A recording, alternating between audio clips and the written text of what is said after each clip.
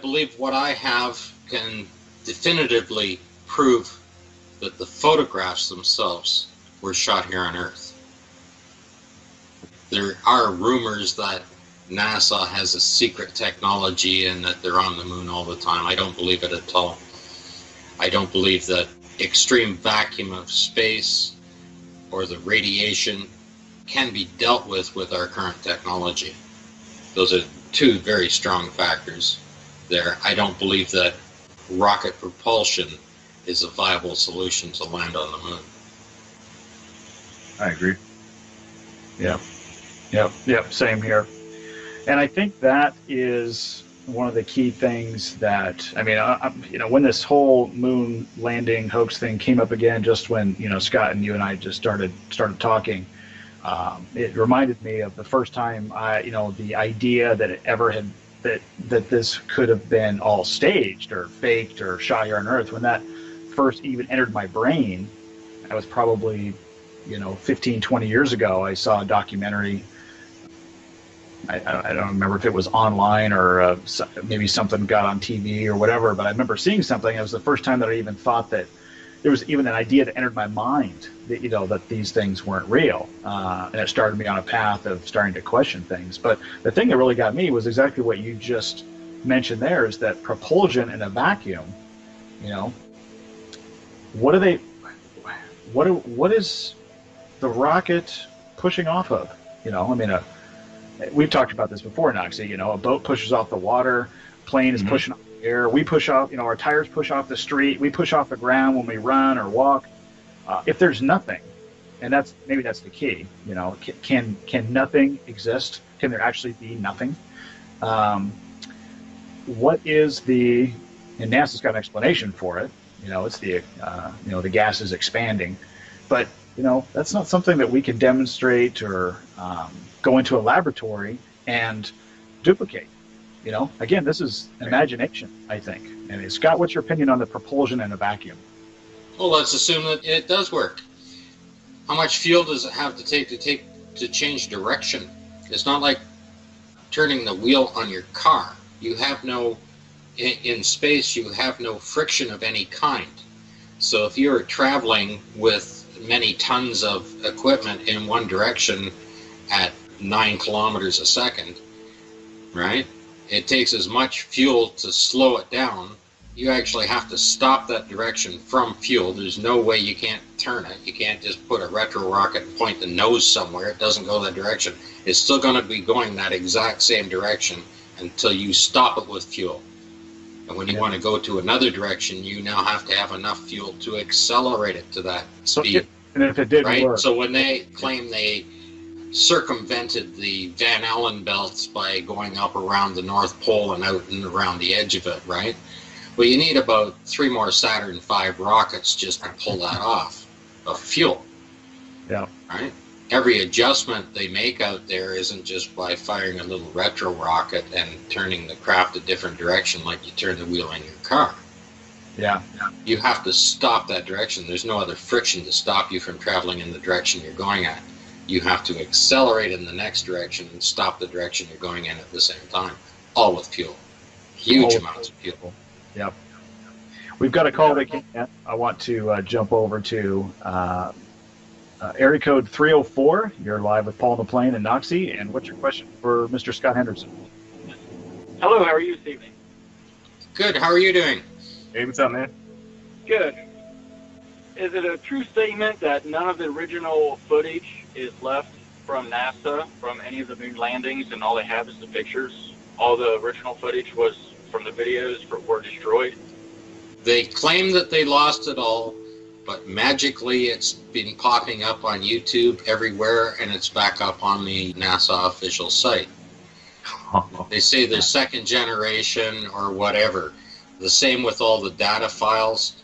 They claim they're restoring it. They actually claim they have hired a company to bring back the erased files. They're paying some company billions of dollars to bring back the ones that they recorded over. That's what they're claiming, to bring them back up. And I'm quite sure they have them all archived somewhere. And because anybody that works at NASA believes that they landed on the moon, They have no idea what's in the video footage. They have no idea what's in the photographs. They wouldn't be able to see it. I call it the Emperor's New Clothing Syndrome, where you're just simply blinded by the information you're given and you believe it. And you can present anything. You can present a wet flag. They simply can't see it. Yeah. That's the Emperor's New Clothing Syndrome. All right, thank you. You all have a good evening. Thank you. I'm Yep. just a little guy that's saying that it's wet. And the ones that can see that it's wet can see that it's wet, and the rest of them can see that it's wet and they deny it. Then they get angry. Sometimes they get violent. They swear a lot. And all they do is they'll try and discredit me. Good luck with that. Yeah, you and I were talking about. I know there's been someone that's claiming that it's wet, but it's okay because, like we talked about at the top of the show, it's wet or it might be moist, but that's not unusual. Like they would know what normally would happen on the moon, so it's okay. You know what I mean? It's in a vacuum, and we can show what happens to water in a vacuum. Yeah, I want to add something. I'm sorry about that to cut you off, but when you were talking about it being shot like somewhere outside, so that would mean they would have to have a huge black backdrop, right? That could absorb refraction or like reflecting sunlight, or whatever. But it would also explain how they were able, to get certain shadows that would be needed. But sometimes you see those. I'm sorry, go ahead. The mountains and stuff like that, if you look at them from Apollo 11 through, they're developed over time, and by the time you get to Apollo 15, then you have some rather large mountains. And of course, it's not that difficult to build a front screen projection at that size. If you've ever been to a NASCAR racetrack, you can see how high the grandstands are, right? Yeah. Right? And don't forget they have equipment that can quite mobily walk around millions of pounds of rocket. You've seen those big floats that they have to move the equipment, right? Mm-hmm. The gantry crane that they were practicing with was 350 feet long and I think a couple hundred feet wide. They could drop the thing down 150 feet over that thing so they could practice the simulated landings. That's actually what you're looking at on the video. And the only thing they're firing up is the little retro rockets, and they're putting a little bit of white smoke in there to make it look like dust. If they fired the main engine up, they'd never be able to control it. If you've ever watched them do a tethered launch and landing on some of the new rockets they've done, and you see them fail and they're on the tether and they start shaking around like crazy or spinning around. No. I mean, NASA has quite a few videos out of them practicing landing a rocket, right? Back on the pad, and when they started out, they were using tethers. They had it up on a crane and they were dropping it down on the tether so that the tether wouldn't just control the thing. And the rocket trying to control it was just unbelievable. And when they finally figured out the software that Elon Musk so-called had to land the rockets down, right? And then compare that to 1969 computer technology, right? And what people don't realize that those computers were, they didn't have hard drives of any kind like today. They didn't have large cache files or storage, and they were not interactive with anything. The only thing those computers did operate on were on punch cards. And it was after 1972, 1973 when they started recording it onto tapes.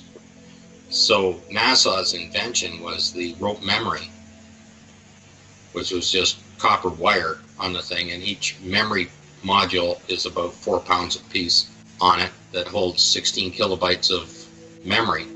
And the best way I can describe that is when they punch the code in for that memory module to activate, it's like punching into an old jukebox playing a vinyl record.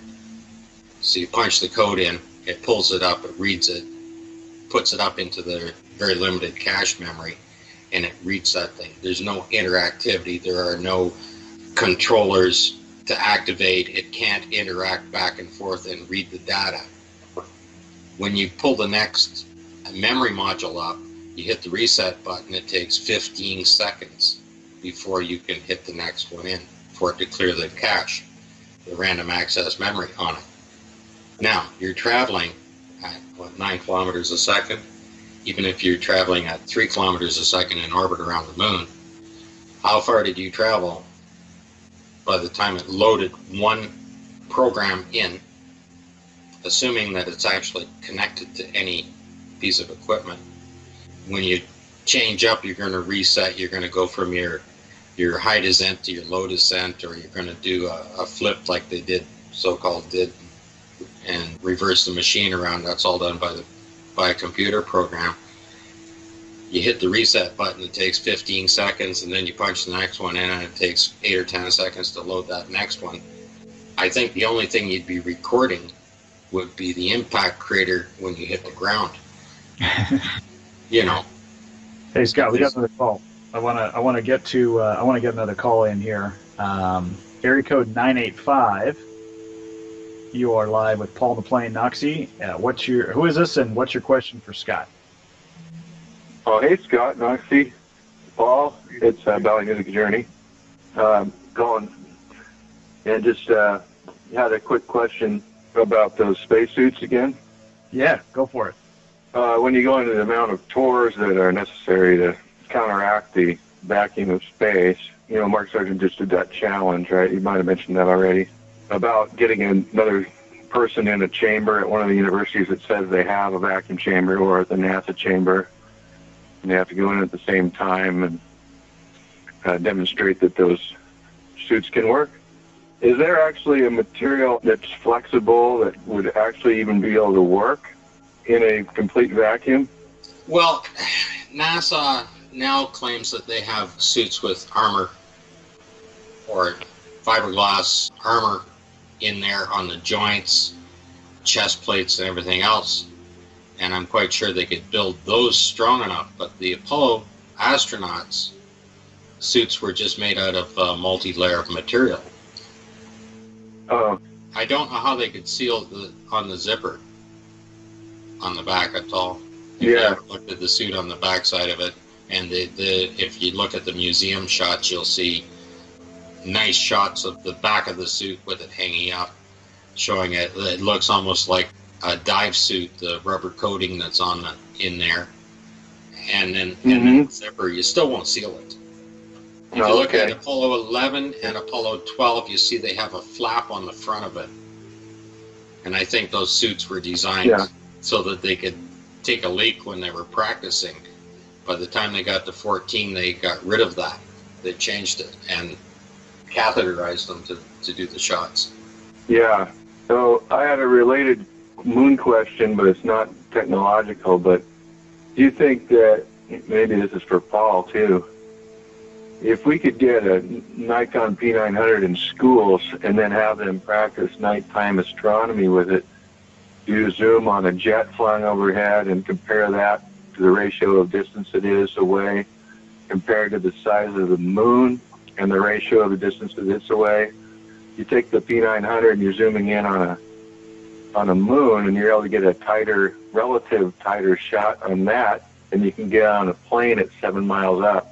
If you could get that in front of the public somehow, which is what you guys are trying to do, and you're doing a great job of it, but unprogram that programming that Scott was talking about at a younger age, because by the time they reach 40 or 30 or even 20, they're already so programmed they can't see if something's wet, if the flag's wet or spacesuit's got mud on it. They're so programmed they can't envision that anymore.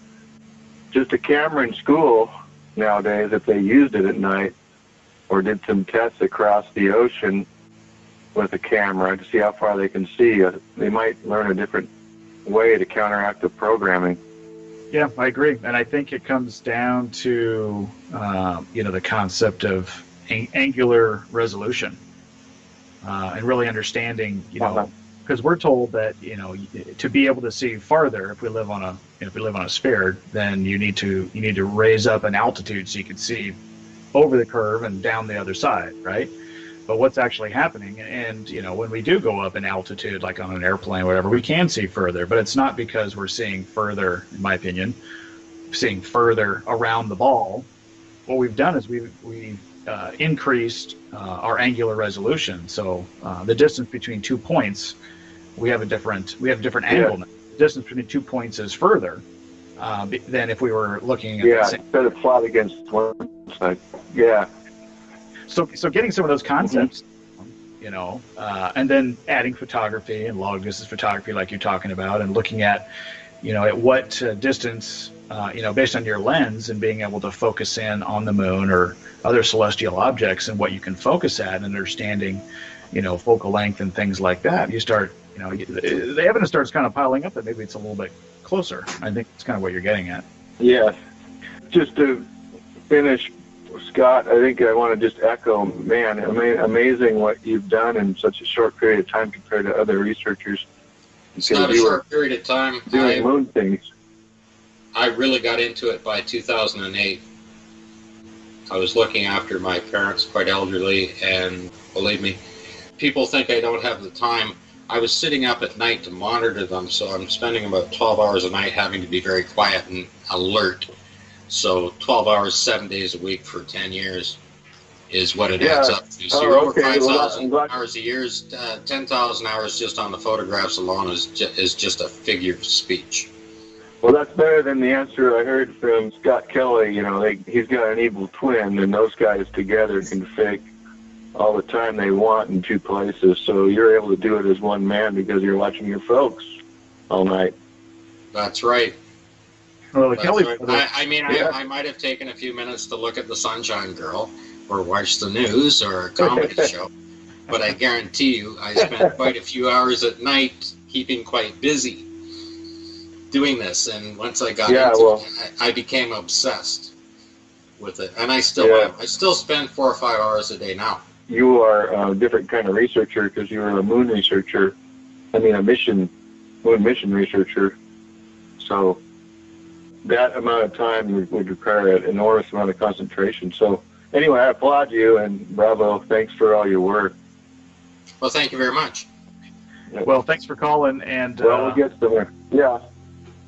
Appreciate it. Well, yeah, and I echo those sentiments. And I think when I hear from folks that claim to be, and they are. They've spent a lot of time looking at the moon mission photos and videos and things like that. And then when they see some of the work that you've uncovered, some of the details you've uncovered, Scott, and they're going, wow. We saw those comments all the time in the video. Hey, I've been looking at the moon missions for 5 years, 10 years, 20 years, whatever, and I didn't ever see some of this stuff. That is a real testament, I think, to the amount of time and energy you put into that. And like you said, if you get obsessed about something, watch out. One of my natural fortes is I understand human nature, and studying each of the astronauts and learning about their lifestyle, their family life, what they did as pilots and everything else, and their entire characters, right? And then to go out and start looking at this, I learned to see what they were seeing. I became the guy behind the camera, and then I started to see stuff. You don't have to be a photographic expert to see what's in the photograph. And I deliberately stayed away from anything to do with the graphic explanations, whether it's a digital converted to, like a film camera converted to digital to anything else, right? There are other experts to deal with that. And when I had a question, I knew who to ask. Exactly. Right? And I have the best people out there to ask those questions when I have a question and when I show them what I see. And they're busy looking at the photographic structure and the height angles and shadow lengths and everything else on it. I let them go for it. I deliberately stayed away from all that stuff. I just started looking at what the astronauts wanted to show. Yeah, exactly. Well, and what they wanted to show was the entire fraud, that it's shot on the same thing. That when you see the equipment the close-up shots of the equipment and the condition of the equipment. And how it deteriorated. Yeah. How no one can see that. They're analyzing the photograph and can't see that it's just a piece of junk. Right there in front of it. Hey, it's hard to believe, but guess what? We've only got about a minute left. So, Scott, I want to just thank you for taking the time to visit with us tonight. Well, thank you, sir. Yeah, thank you, and we'll have to have you on again. To see more of Scott's work, obviously check out the second half of Fake Space Season 2 on youtube.com/PaulMcLean. And even more, check out Scott's work at aulis.com. That's AULIS.com.